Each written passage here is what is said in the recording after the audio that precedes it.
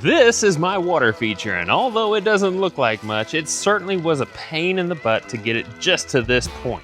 Now I know it needs water. Give me a break. We've been in 100-degree temperatures for the past 2 weeks with no rain whatsoever, so yeah, it's gonna evaporate a little bit.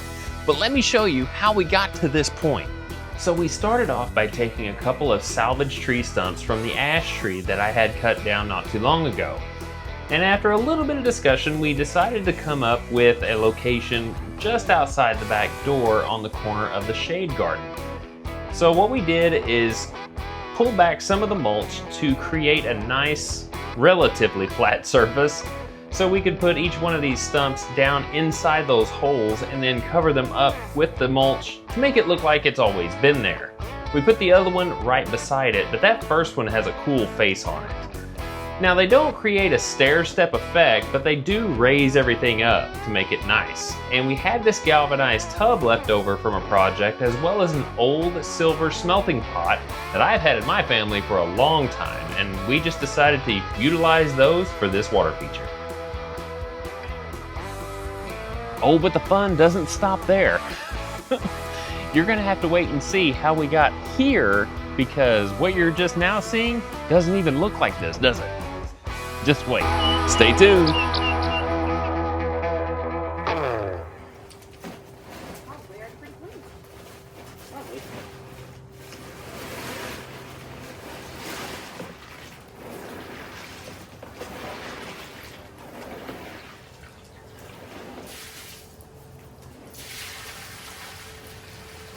Okay, so it's a new day and we've got all the supplies necessary to finish up this water feature. So what you just saw us doing in the B-roll footage here is washing off some of the lava rock that we intend to put in both units. So let's go ahead and get that put in here. Lava rock is very porous, so it kind of is going to serve as a little bit of a natural filter for the water. And then we'll cover it with a little bit of pea gravel after we're done. You can also get the lava rock in a variety of colors. We've got ours in black, but you can get it in brown, as well as what we're seeing in here, red and white. Yeah. Now we're running some fresh water after rinsing this out so we don't track in more dirt, and we're gonna fill the pea gravel in here and rinse it off. Woo. That is dirty. We actually just had a massive storm blow through here last night with 90-mile-per-hour straight winds that actually hit just south of us. We were getting probably about 50-mile-an-hour straight winds, but 90 miles an hour, and it was like 20 miles wide. It's crazy. Whee!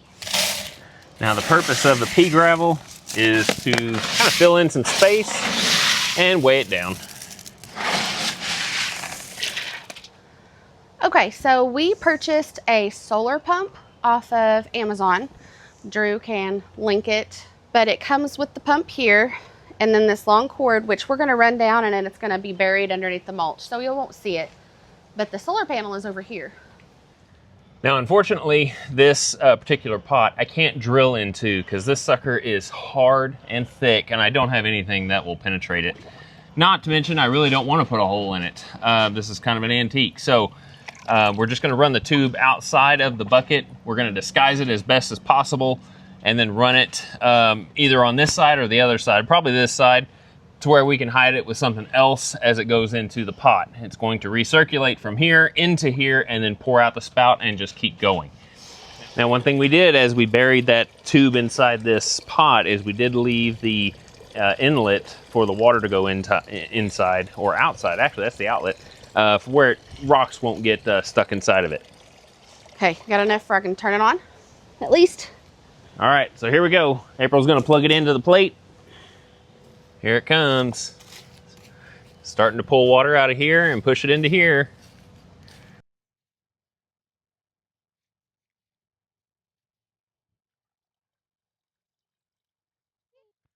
So the trick is, this is not exactly level, okay? The trick is to make sure that it's going to come out of this spout before it goes over the back of this pot. And that is exactly what it's doing. So you can adjust this to where it tilts more forward. That way you have more of a stream, which, you know, we can play around with it and see what we can do with it. Okay, so this is a grass. This is a variegated sweet flag, and it is a full sun to part sun, which is what this spot would be. We made sure to ask when we went to purchase this.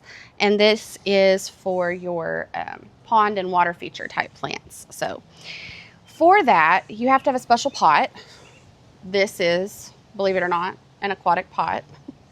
And you have to have a special pond planting medium. So when we purchased the plant, he told us about the pot, and he said it would take 2 of these to fill this up. So that's what we have.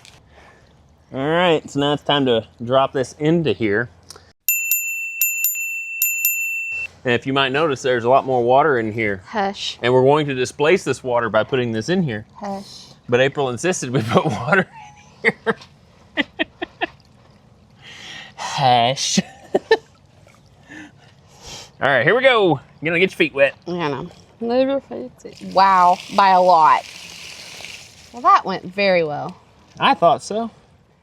So this water feature, as you can see, was not meant to be a loud water feature. We didn't really want this to make a lot of waterfall kind of noises. Yes, it does have one, but because they are so close together, it's not going to make that much noise.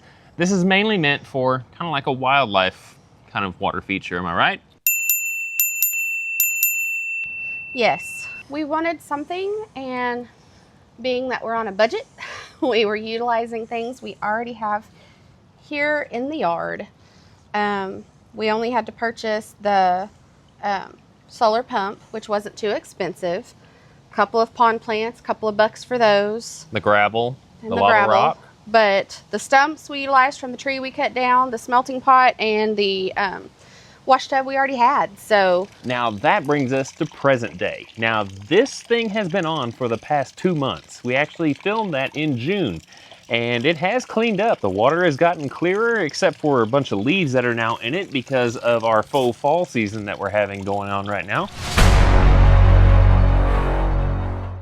But we did run into some difficulties. One, whenever we had the 2 stumps side by side, they were both roughly the same height, which made this thing not very loud as it was pouring into the bucket. So we decided to take that stump out and drop it down. Another thing that we ran into was the galvanized bucket, which we thought was watertight, turned out not to be. The seam around the bottom edge was actually leaking water very, very slowly, and it came to the point where we were starting to notice the water level was dropping way too fast. So we ended up going to Lowe's, and we got one of these planters that actually looks like a wine barrel, but it's not wood.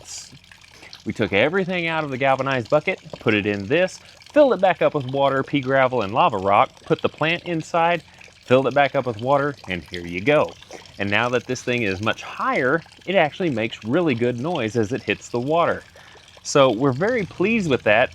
Probably the only thing that I don't like is the exposed hose on the side, but as plants get bigger and grow up around this, it will help hide that. Like I said, I didn't want to drill a hole into this. One last thing that we intend to do is to relocate how this solar panel is exposed to the sun. Where it is sitting right now, if we set it right here, which is where we originally thought we were going to put it, it gets shaded most of the morning, and it doesn't hit sunlight until about 1 o'clock. And then, as the sun passes over the tree, it casts more shade. So it only runs for an hour. So April and I have to come out here and move this thing over here into the sun, and then after a certain amount of time, move it back over here into the sun, and then put it back over here into the sun. So it gets to be a pain.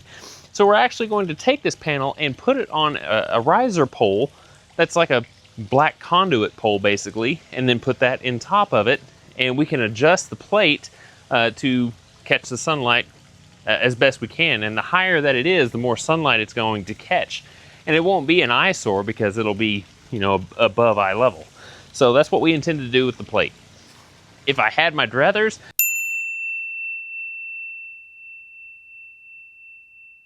I would probably put this on an electric pump. That way it can run all the time. But I don't have the infrastructure to do that. I could run a cord over to the wall, but you're gonna see it. So if you enjoyed the video of how this water feature was made and the trials and tribulations that we had to overcome to make it to this point, be sure and drop us a comment down below. Hit the subscribe button if you want to give us a follow, and check out our other videos. And don't forget, look at our website, shorthobbygardenstore.com, and you can purchase a shirt there if you like to help support us even further. So thanks a lot, guys. We'll see you on the next one. Bye.